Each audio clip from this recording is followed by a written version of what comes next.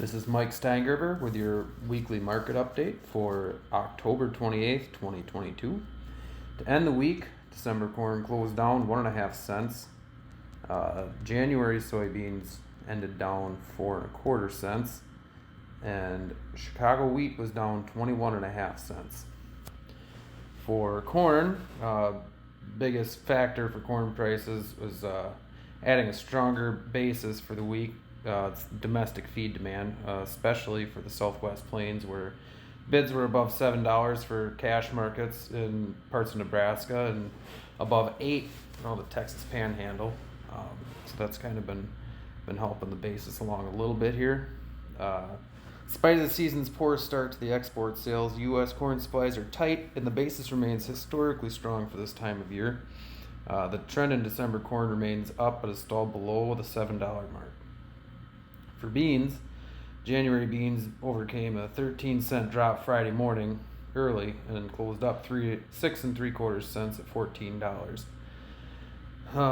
Kind of brought on by another day of soybean meal doing pretty good. There's been a pretty good demand for soy products overall. Crushed beans have gone up pretty good. Export side's kind of hard to assess. Stayed pretty active. China's been pretty active in the buying market overall, and they got dredgers working on the Mississippi River trying to keep traffic flowing there. Hasn't done a lot. It's probably not going to get any better until this spring, so something to keep an eye on.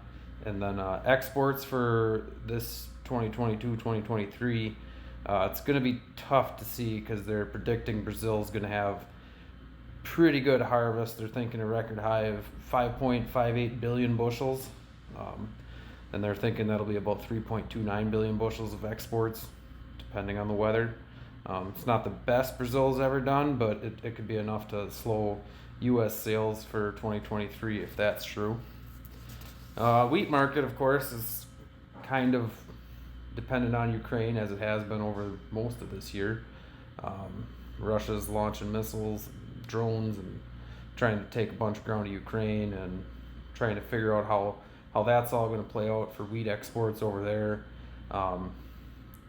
The thing about wheat right now is that historically we're in a tight supply for wheat in the world. But it doesn't seem to make much of a difference for the market, and you won't see much of that, I don't think, happen for quite a while. So the wheat guys out there, you want to keep an eye on that. Thank you very much, and have a good week.